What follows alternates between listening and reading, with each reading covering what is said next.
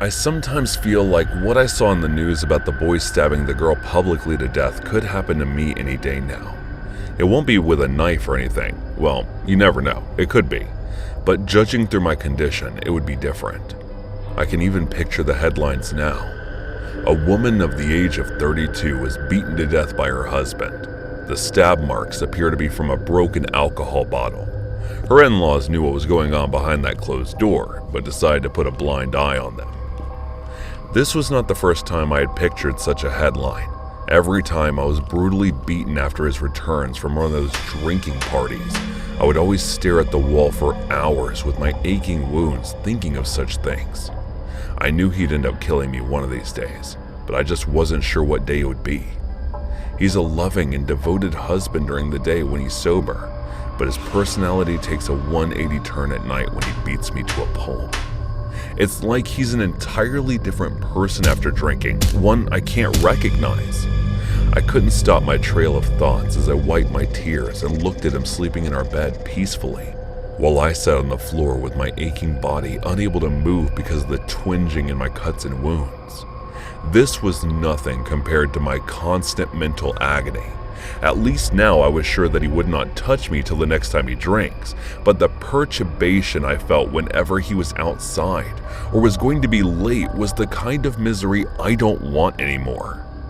Looking at the shattered pieces of the broken bottle, I knew in my mind that I had to clean all this before morning, so he doesn't step on it after waking up. But a part of me wanted it to happen after everything he put me through. I looked over at the wall clock to see the time. It was 2 in the morning. 1 hour remained till our 4-year-old daughter Aisha woke up. So I somehow gathered the strength left in me, pulled out the glass pieces from my leg, and stood up. Before doing any cleaning, I went to apply disinfectant so it doesn't fester. Trust me, it hurts like hell cleaning all these wounds. Tears were still flowing at a constant pace, but I made sure to not let a single fragment of the voice out of my mouth. After I was done cleaning and applying disinfectant, I went to grab a broom, wiper, and dustpan to clean the mess he made. I returned to the room and gave a scan of all the whiskey spread on the floor before I started cleaning. I didn't want to sleep next to the man who had exhibited the embodiment of a monster in front of me a few hours ago, so I just sat on the sofa that was beside the wardrobe. But before I could put my head down, I heard Aisha's cry. She was in my mother-in-law's room where I had put her after she fell asleep because I had sensed the drunkenness in Ryan's voice over the call. As I was walking out of the room, I saw my mother-in-law carrying her to our room. She averted her eyes, knowing the state I was in because of his son. I didn't say anything either, but smiled knowingly, sending more guilt to her direction. I took Aisha from her lap and walked back to the room to console her. The morning came. I hadn't gotten a single wink of sleep, but I still went to the kitchen to make breakfast for everyone. Everyone knew my condition, but not a single one in the family came forward to say I didn't have to do it, or at least help me. When I carried the tray into the room to give breakfast to my husband, he had just gotten up. He looked at me, remembering what he did to me last night, and asked me to come closer to him. I knew what was going to happen when he leaned his head on my shoulder. He apologized as always. I gave him a forced smile without saying a word in response as I placed breakfast on the side table. It was Sunday, so I didn't have to go to work. I guess I forgot to mention that I work as a teacher in a nearby school, and my subject is science. I wanted to become a veterinarian, but I couldn't pursue it after my marriage, looking at how my husband was against it. But somehow he allowed me as a teacher. Anyway, my friend called me a few minutes earlier and told me that they would be dropping by, so I started preparing snacks for them. Since I don't have any strength left to cook, I just prepared the store-bought ones. She arrived in the evening with her 3 cute daughters and started telling me about how she had finally gotten approval on her leave, and that she'd be heading to her hometown with her family. She was working as a radiographer in the Holly Family Hospital and also had a degree in homeopathy. Looking at how her husband let her complete her studies even after marriage and the amount of support he was providing her, I couldn't help but feel envious. The way she blushed to her ears even after 3 kids on the slightest mention of her husband's name said so much about how he treated her. She didn't need to boast about it. Anyone with eyes could see how happy she looked. I've always seen her husband treating her with respect, addressing her as Op when talking to her. Op means you, and this word states a form of respect. I was in the kitchen preparing for dinner after my friend left when I received a phone call from Ryan. He informed me that he would be coming home late as he had encountered one of his old friends. I knew he was going to drink the moment he said that. You would think that Muslims don't drink since it's haram, just like Maram's husband, but no. These days, not many people are real Muslims just because they claim to be. Just take my husband as an example. He not just drinks, but he beats his wife and the mother of his child. My body started to shiver. I started getting panic attacks as I realized that this was going to be another barbarity of his. I had to escape it by any means necessary. I looked around the house, only to find everyone in the living room locked inside watching some drama together on the television. It was my chance. I went to my room, packed mine and Aisha's things, and before anyone could notice, I got out of the house. I strode across the road, still scared of getting discovered. The only thing I did was break my SIM card and buy a new one. Then I informed my father about everything, including that I had left home yet again. I had run away multiple times before and went to my parents' house in Bihar, India, but ended up returning after hearing his cries and pleas along with the promises to never harm me before. The intention of me running then was to make him stop hurting me. But this time, I was determined to never return, no matter what. This time, I was ready to get a divorce from him, and my father, as always, was going to support my decision. Hey guys, thanks so much for all the support.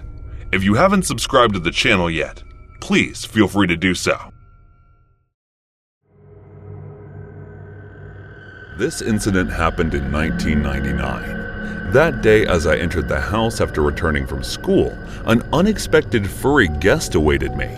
Our neighbor's 2-year-old golden retriever, Duffy. My puppy, who also happened to be a golden retriever, and I were pretty good friends with Duffy, so the moment he saw me, he gave me a playful leap at me, tackling me in the process, and started licking me. I laughed as I talked with the dogs in my cute voice before asking my sister, who was sitting on the couch watching a cartoon program, about why Duffy was at our house.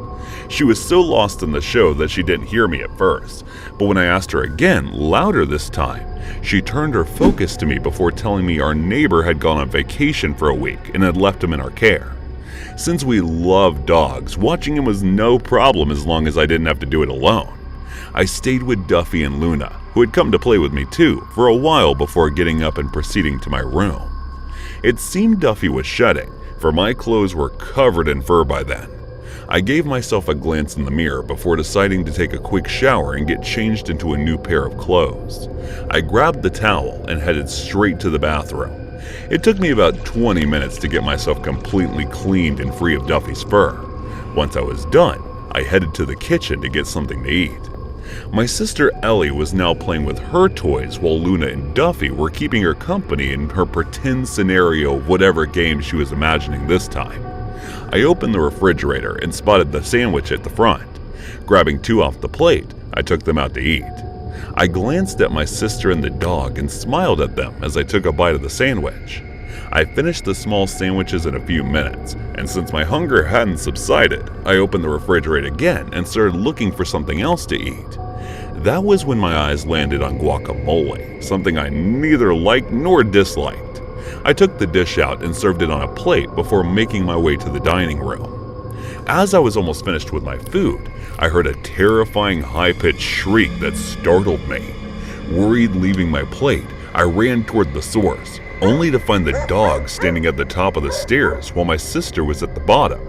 Their focus was on the beaten-up Furby, which was down the stairs making the same screeching sound while its eyes and beak twitched. Judging by the expression Ellie was making, she was about to cry any minute now. The dogs had begun to wildly bark at the doll as if they were trying to warn it to go away. I didn't blame any of them for the way they were reacting, because as I was looking at the damn Furby, it seemed it had come out of a horror movie. The thing looked haunted. Without saying a word, I approached the Furby and picked it up. While my sister fought back her tears while panicking, I silently searched around its body before finally spotting what I was looking for. Once I removed the batteries, I looked at my sister and kneeled to her height before saying, "Throw this out. I'll buy you a new toy."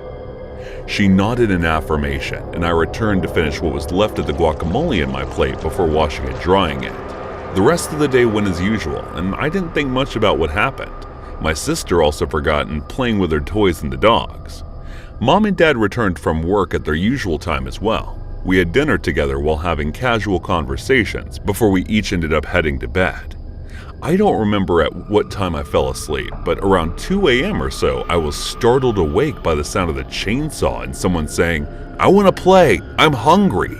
My eyes were met with a pair of artificial gleaming eyes which were less than a foot from my face. I remember the feeling of my soul leaving my body as I jolted away from the life-size Furby wielding the chainsaw in his hands while repeating the same words over and over again. I tried screaming at the top of my lungs, but it felt as if my voice was stuck in my throat and it didn't come out. Despite my multiple attempts, I couldn't let a single word out of my mouth while the Furby closed the distance between us with each passing second. I ran toward the door and tried to get out of there, but for some reason I couldn't get through. It was as if there was an invisible barrier preventing me from escaping. Helpless, I put my hands over my ears and clenched my eyes. Before I knew it, everything went dark and I blacked out. When I woke up next, it was by the sound of my alarm. As I got up, the events from the previous night were still vivid in my memory, and my mind was unable to comprehend the fact that all too realistic incident that transpired, what felt like moments ago, was just a nightmare. However, just to be safe, I ran to Ellie's room and woke her up, asking if she had thrown that ominous doll or not. She got up rubbing her eyes, trying to make sense of what I was saying before realizing and telling me that she had thrown it in the dumpster. I took a sigh of relief, before calmly asking her to get up and get ready for school. Then I made my way to my room to go do the same.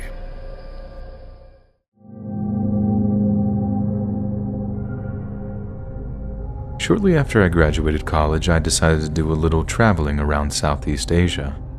I'm not some trust fund baby. The only reason I had the money was because my dad had died in my senior year. It was a mammoth task just to ensure that the grief didn't affect my studies too much, so by the time I graduated, a long vacation was sorely needed. So a few days after I arrived in Bangkok, I was exploring the Khao San Road when I bumped into a bunch of other Americans. I know I was supposed to be soaking up in ancient Eastern culture, but my God, if it wasn't good to hear some familiar accents that far away from home. But as much as it was nice to meet up with those guys, they were way too crazy for me to party with. All I wanted was a few beers and some Thai street food. But those crazy leathernecks were trying to take themselves out by vodka while chasing snake blood. And that wasn't code for anything either. They were literally looking for a place that would let them eat a snake's still beating heart before downing a shot of its blood. Like I said, way too crazy for me.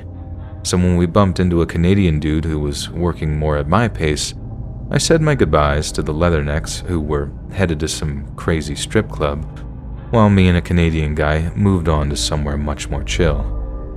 We found this little sports bar, got talking hockey, and ended up chatting with these two hot South African girls. I'm working on one, he's working on the other, and at one point, one of the girls invites me into the little smoking area for a cigarette.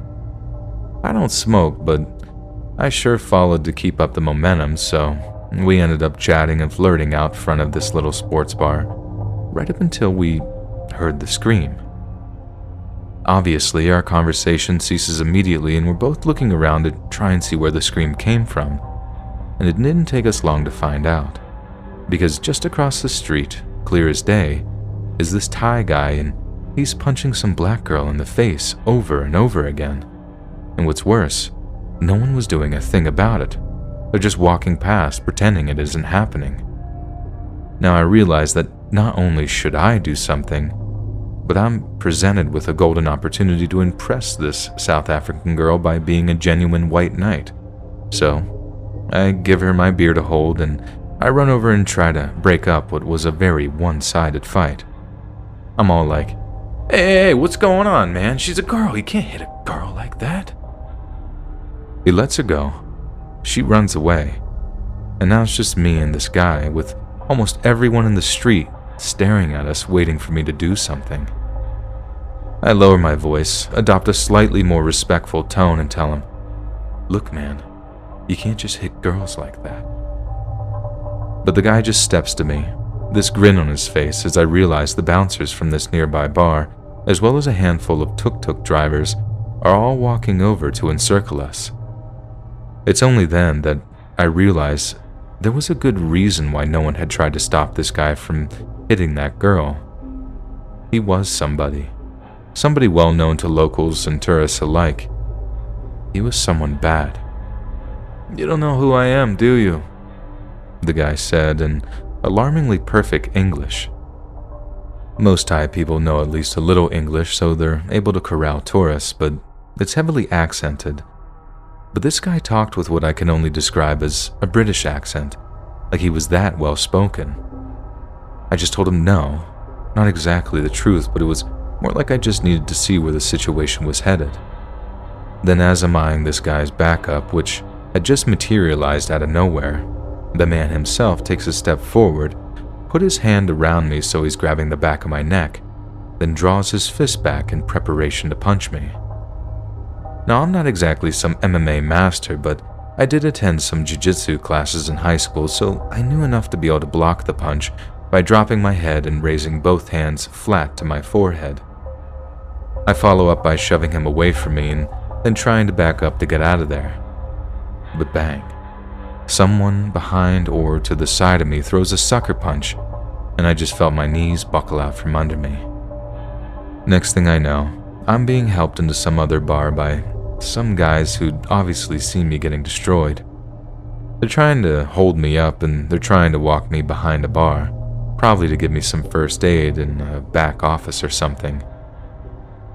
I'm hazy, beyond belief, but I'm grateful enough to the guys helping me that I try to turn a little to thank them. And that's when I see it's the same guys who had just knocked me out in the first place. They weren't holding me tight to keep me up steady. They were holding me so I couldn't get away. They wanted to get me in the back of that bar, right? But I suddenly realized that it probably wasn't for anything good. So I start to buck and wriggle, trying to escape their grip. More punches come in. I start screaming for help, and I turn to look at all the customers, trying to see if any of them will help me. But then again, it was just like when that girl was getting punched. All these faces, Western and Thai alike, and they're either just silently staring or acting like nothing is happening at all. I've never been as scared as that in all my life, man. It's one thing having something scary happen to you, but it's another when all kinds of people can see it, but are either too scared or too apathetic to do anything about it. That's a special kind of terror right there.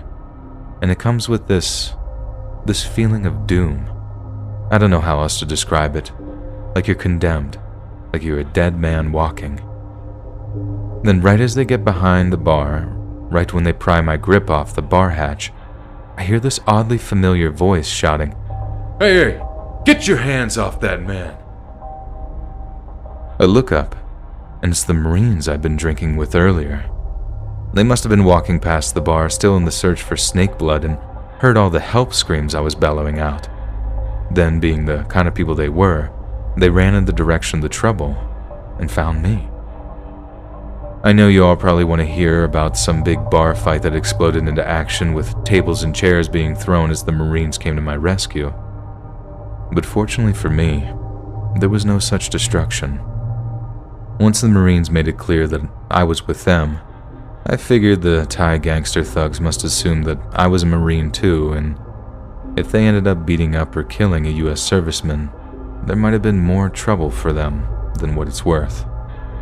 So they just let me go, with the gangster dude making out that there had been some kind of mistake. He even apologized to me as I limped out, telling me to come back soon with your friends, drinks are on me. But dear God, I'd never go back there.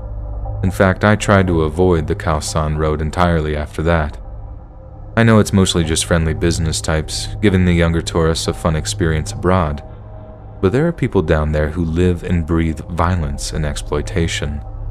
And I think that's what I want to say to any prospective travelers.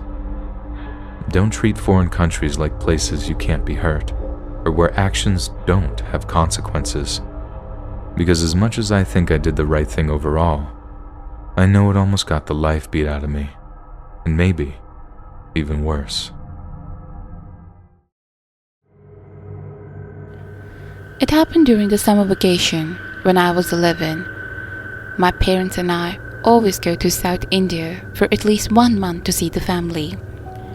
Now, during the whole month of June, there is what we call in our little village the Mango Festival, Mangani Festival.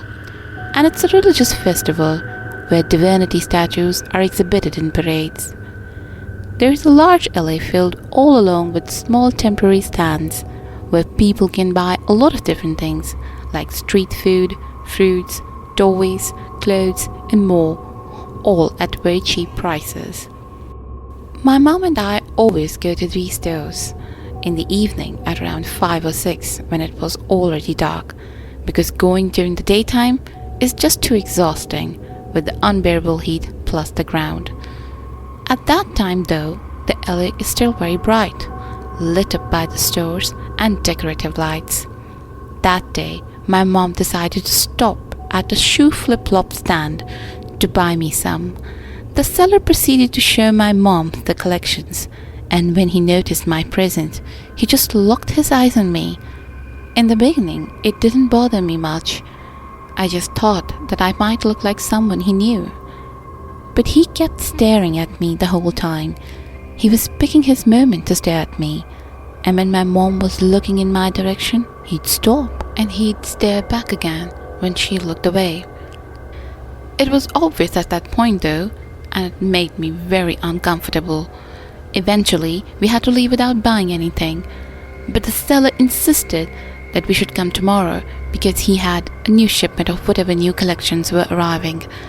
2 days later, my mom called me to go to the festival stands, but I was reluctant to go this time.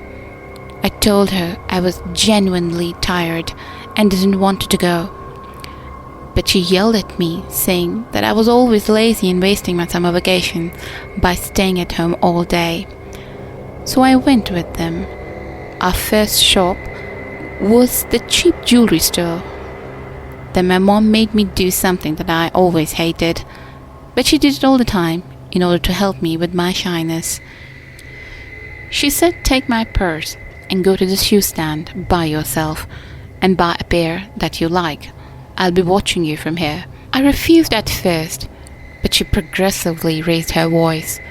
So to avoid being humiliated in front of other kids, I did what she said. When he saw me approaching his stand, he welcomed me with his unsettling smile. He proceeded to show me all his new sandals. And as I was his only customer, he even took the time to put the sandals on me, one by one, asking if they fit well. At that point, I just took whatever shoe quickly to get out of there. And now, it was a time for the checkup. I was and still am stressed to order or talk to a vendor. I used to stutter a lot during the social situations, but this time, it was different. It wasn't only stress, and this gut feeling telling me that this man is strange and that I shouldn't be here with him alone. I handed him the money and was waiting for my change. But his demeanor suddenly changed. He became fidgety and showed frustration over the cash register. He then said that the cash register had broken for some unknown reason and that he wouldn't open. I glanced outside to see if my mom was still watching me.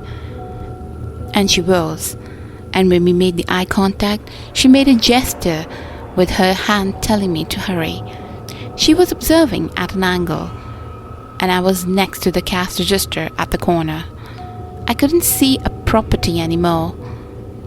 And at the same time, the seller told me that he had another cash register in his trailer.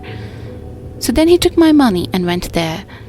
It was a sort of open shop, so you could see his trailer if you were right in front of it. He went inside his trailer for a long time, and I could hear the voices of another person inside. They were talking, but I couldn't understand exactly what they were saying. So for around 10 minutes, I was just standing there waiting awkwardly and peeking back at my mom occasionally to make her aware of my presence at the checkout. Then another client entered the shop and was looking at the merchandise. She asked me where the vendor was, and I told her he was in the trailer. At the sound of our conversation, the vendor peeked from the trailer window and said to the woman, "We aren't taking any more clients, ma'am. We were closing soon." The woman left soon after, but it seemed strange that he decided to close so suddenly and so early. It was only 6 p.m. and usually the shop is closed late between 8 or 9. I couldn't leave though, as I was still waiting to get my change back. Then the vendor picked me up from his trailer's window again and said that he'd finally managed to get my change. He then made a sign with his hand as if to say, "Come here." I wasn't sure about what he wanted, so I said nothing and waited where I was awkward. After a moment he peeked again and said, "You can come now." I was confused. Why couldn't you just come outside and give me my change back? And why the hell he was taking so much time? I didn't say anything, but instead I peeked back outside to see my mom. And when she saw my concerned face, she finally decided to come and help me. I said to the seller, "Actually, I'm waiting for my mom." And when my mom entered the shop, the seller got out of his trailer almost immediately and handed my change back. He wasn't frustrated anymore, but smiling and very talkative, and even asked my mom if we were from here, to which she responded that we were from France and we were spending our summer vacation in our hometown. My mom and I went to other shops, but I could still see other clients coming to the shoe shop, even though he was going to close. By the time Mom had finished her shopping, it was 8 p.m., and we were on our way back home. I could still see the lights from his shop when we got closer. And I could even see he was using the same cashier that was supposed to be broken. At that age, I didn't realize how creepy this whole thing was. It just seemed odd and awkward.